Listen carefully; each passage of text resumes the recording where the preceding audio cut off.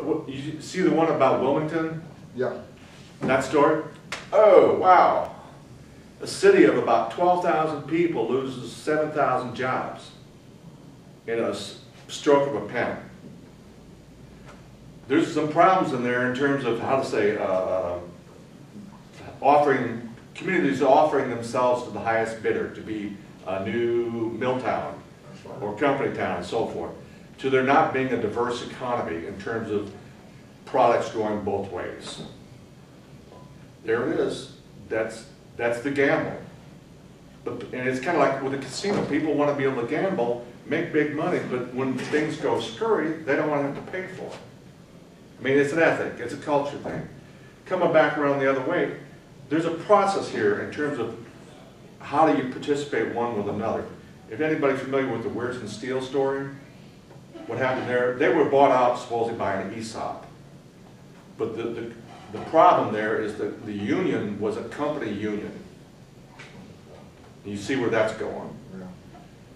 They blew all kinds of millions of dollars out the window. The board was running amok. There's people running on their board that was working as lobbyists for Korean, Japanese, Italian, all sorts of steel industries outside of the U.S. in terms of knowing how steel pricing was going on and so forth, so they could, in effect, bid against U.S. steel industry. But this was allowed to go on. In terms of regulatory stuff on one level, also just in terms of,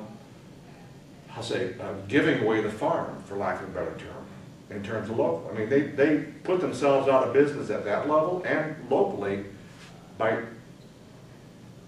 sheer incompetence, sheer bloody I mean, there's all sorts of commissions and nonsense that were going on at the board level and people being brought in and paid and this, that, and so forth, and, you know, the little pinky handshake stuff. You know, it's a part of this is a culture thing.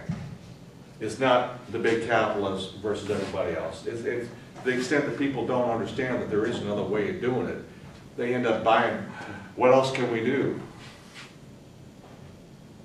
You know, and the freaking economists, I mean, an awful lot of them, Minsky coming back to him, I mean, he was considered to be a renegade. Where's the diversity of opinion in terms of what's going on now? In terms of getting, what's going to work? In other words, any person who works for a living and so forth, for the real deal, they get measured by what they do, what the outcome is. At the upper levels, you're not measured on that. It's more based on political loyalties, etc., on who you pay off. Okay, one of the things that started happening even in the 19th century is the whole buying up of the U.S. steel industries and railroads by J.P. Morgan and Company. A lot of the money behind them turned out to be Rothschild money. But they would buy up. I mean, there was a big boom in railroads. Okay, when the boom happened, a lot of them failed. So this big money shows up and starts buying them up. So they end up having this freaking monopoly. And then they can charge whatever the hell they want in terms of shipping grain to market and create a situation in terms of farmers couldn't get their grain to market at a price where they could make any money at all. It was like because it was essentially a monopolistic situation. What you're looking at there is the financialization of industry. It's being measured purely on what the return on investment is to the investors. No connection to the community in terms of what they put into it as a participant in the process. Coming back to the Wilmington example. Were they or were they not? I mean, or nationwide and getting a hold of that piece of property where the arena is now. They got that on a 99-year no-tax basis. Whoa, a sweet deal. And not having to buy it either? Even sweeter.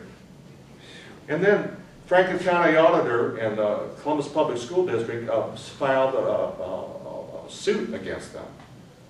For Franklin County Auditor wanted a real, for real, legitimate evaluation of that whole, how to say, structure, situation. Well, eventually they came back, Nationwide came back with an offer of a deal. This is what the deal was. They offered to put a surtax on the tickets that people would pay to get into the arena. They offered that half of the income taxes paid by people working at the arena would then go back to the schools. And then they would make up the difference between that and $1 million per year. Total peanuts. Who's paying the surcharge on the tickets but the people of Central Ohio? The jobs they provided on the front end, they were promising good paying jobs. What you get instead is these seasonal, low paying jobs. Who made out on that? Follow the money. Yeah. And did they build those buildings and they own those buildings and they charge rent for those buildings, or they charge?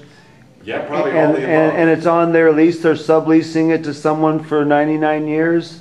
No. Well, I mean, there's all that property there. You know, there's a lot of development there. They control it as if it's their property, because they got this no-cost lease. For that whole 20 acres, 40 acres. Then they can turn around and lease it off to other people at whatever the market will bear. Wow. That's what Ford did at Batavia. They bought the land and they got tax write-off because they got $4 million tax abatement. Abatement or credits is the other one that's They done. didn't have to pay taxes. And so they told them that the workers that they were hiring would have to pay it, but that never came about. So Ford turned around and said, well, we're losing money, we'll pull out. And they leased it. They leased it to Germans. And the Germans came in and they lost money. So Ford said, okay, fine, we'll write it off, but we won't sell the building. We're just vacating until we get our bid in there. But in the meantime, those people up there are paying for it. And they offered to buy